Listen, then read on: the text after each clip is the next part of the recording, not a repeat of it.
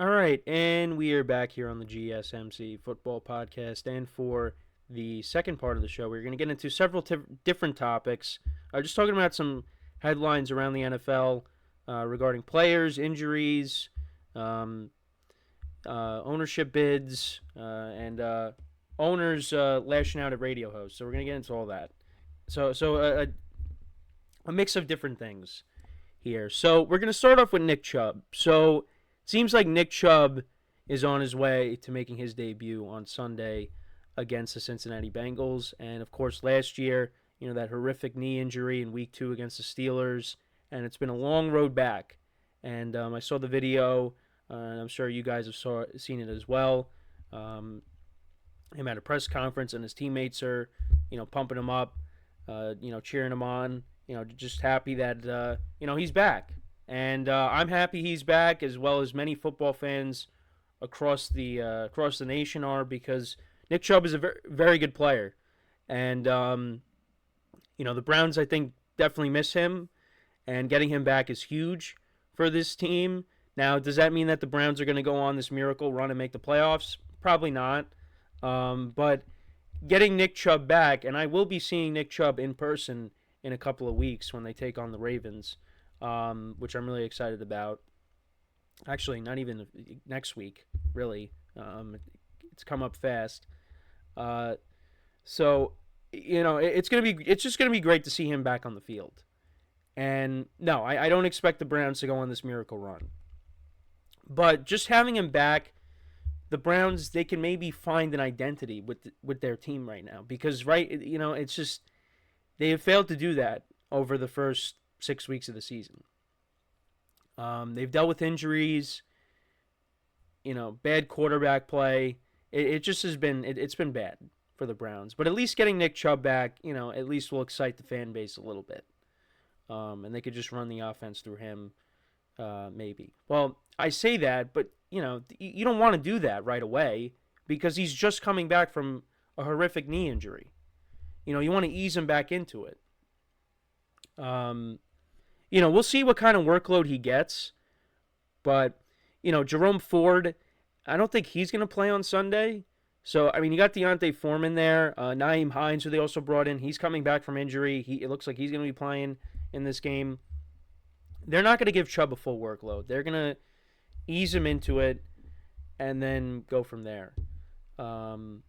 But just seeing him back on the field, it's going to be great. And I hope, from here on out, he puts together a good season.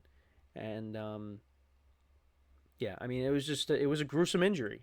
And it's not the first time he suffered a knee injury in his life. He dealt with it in college, and now at the pro level. So we'll see. I would imagine he is going to bounce back from this. Again, he's not going to be great, first game. It's against the Bengals defense that isn't great. But, it's going to take some time for him to get his confidence back, to trust his body, and then, maybe later on in the season, that's when we're going to see more of the Nick Chubb that we saw, before the injury. But just having him back, it's great for football. So, all right, so now let's get into some injury updates. So, Andrew Thomas, the left tackle of the Giants, out for the year. Out for the year, getting foot surgery. And that is a crushing blow to this Giants offensive line, which, to be honest, has not been that bad this year.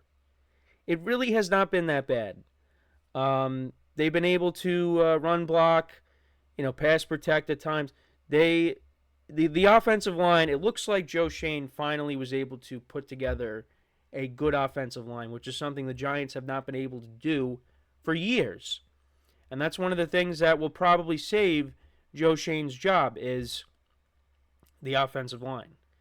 But Andrew Thomas is regarded as one of the best left tackles in the NFL, and now, he's out for the year.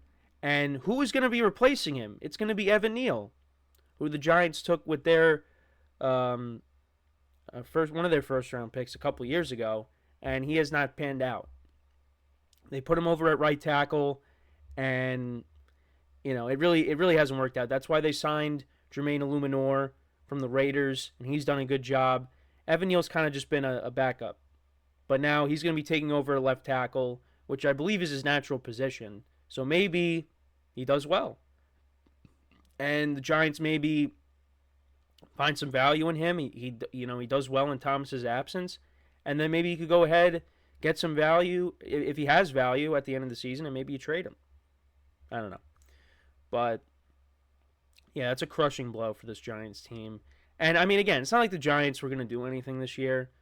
They've been a kind of a weird team because, they'll go on the road and they'll beat a good defense in the Browns and they'll win in Seattle, but they just can't get out of their own way. They lose these games at home that they could win.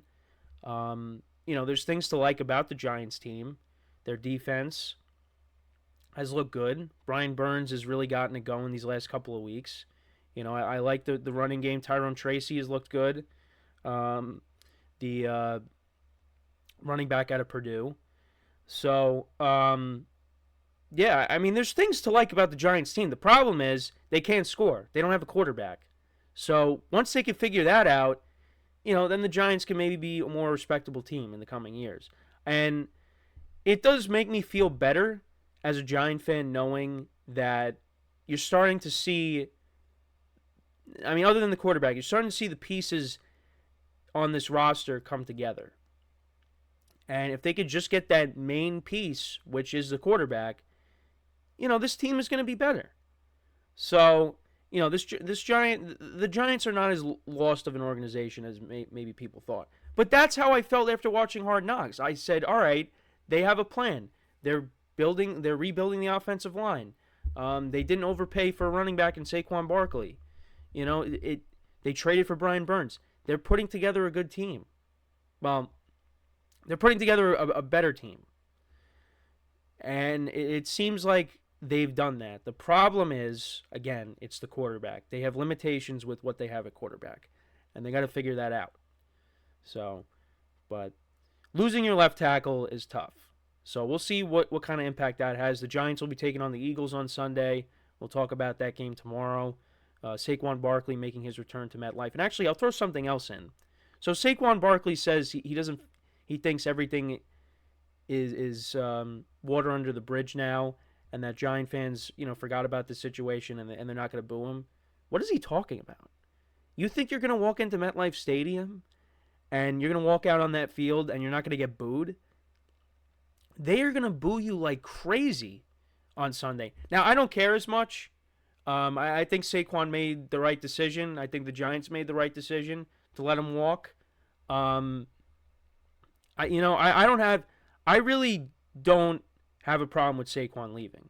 Yeah, it stung a little bit that he went to the Eagles, but you know what? The Eagles have a much better offensive line, and you see what he didn't do that much last week, but you see what he has done behind a better offensive line. He's been incredible. So you know what? The Eagles, they have a good offensive line, and they've been kind of sluggish so far this year, even though they have a winning record. But Saquon did the right thing. But if you think you're not going to get booed, I don't know what you're talking about. They're not going to cheer for you. I mean, if you went to another team that wasn't in the division, you would have been okay. But no, they're going to boo you like crazy. There is a lot of good games in the NFL on Sunday, and we're going to get into all of them tomorrow. But you got Super Bowl rematches, divisional matchups,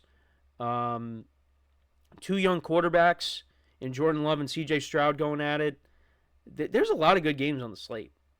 So, and then on Sunday night you got the old guard going at it, Russell Wilson and Aaron Rodgers with Devontae Adams. So, I mean, this is I know people think that game's not very good. I don't know. I think because you got Russell Wilson and Aaron Rodgers on prime time, Devontae Adams is with Rodgers again. I don't know. I find excitement in that game as well. But yeah, so you got that. But a couple other things. So Jerry Jones, I mean, he basically threatened the jobs of the radio hosts in Dallas. Guess he wasn't really didn't really like the questions that he was being asked, and he said he could get somebody else to ask the questions. He was saying how it's not their job with what they were doing, with what they were asking. But what do you want them to ask you? What do you expect? The team is not playing well right now. They're looking for answers.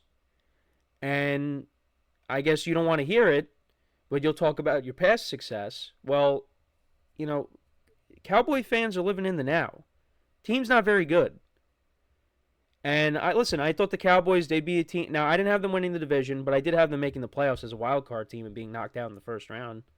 But they might not even do that. They can't run the football. Their defense has been really bad this year, which I'm not like that surprised, but based off of how the playoff game in Green Bay with Green Bay ended. But I mean, this defense has been good over the last couple of years, and they got a lot of playmakers on it. I know guys are out right now, but even before that, they weren't playing well, and they got absolutely shredded by the Lions. And Dak is not playing as good as he was last year. They don't have another threat outside of CeeDee Lamb on that offense. They got issues. They got a ton of issues, and you know they're looking for answers. You just paid your quarterback. You just paid your wide receiver a lot of money, and this team is 3-3. And they're lucky they're 3-3. They could be even worse than that. So, I mean, really, your only convincing win was against the Browns, and look at the Browns right now. So, I don't know. Not a good look for Jerry. Cowboy fans they've had it with him at this point. So, and then the last thing, so Tom Brady, it looks like the ownership bid is going to be passed through. So he's going to be a part-time owner of the Raiders. But now that means there's going to be a ton of restrictions with him as a broadcaster. He's not going to be allowed to go to practices, meetings. He's really not going to be able to get a ton of insight on the teams that he's covering each week. So it's going to be interesting how they work around that. And honestly, I do think Brady has gotten better these last couple of weeks as a broadcaster. I mean, again, it's not like he's going to be great right off the bat. He's not going to be Tony Romo, although people have kind of had it with Romo. But I mean, I still don't mind Romo, but I understand why people have kind of had it with him. But yeah, it's going to be interesting how Brady kind of works around that. And it's not like people are like, oh well, he's just not going to do it anymore. But it's a ton of money you'd be walking away from. So I don't know. It's going to be interesting, but it officially ends his playing career because now that he's an owner, he can't come out of retirement and play.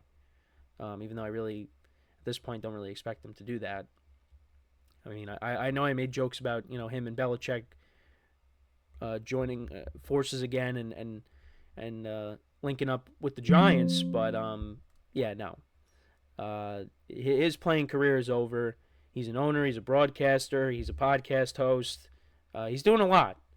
But yeah, that was the other thing I wanted to bring up as well. So yeah, that's the second segment here. Before we go to break, though, I just want to remind you guys once again to tip or donate and get your comments recognized. Make sure to hit that super chat button in the chat of any thought or comment you may have throughout the live broadcast. I will acknowledge it, and it just makes the show more lively, more entertaining between myself, the host, and you guys, the viewers. We appreciate your guys' viewership each and every day, so any contribution you can make to the show means the world to us as we put out content for you guys each and every day. And also, the other way to help out the show is by going to the link at the bottom of the show segment on the ticker, GSMCPodcast.net. That is GSMCPodcast.net. So, when we come back from our next break, we will talk about Caleb Williams and his performance on Sunday against the Jaguars in London. I want to get into that. Just talk about the Bears, how they're really heading in the right direction, and the Jaguars are heading in the wrong direction. So we'll get into all that when we come back from our next break. So, with that being said, stick around, and we'll be right back here on the GSMC Football Podcast.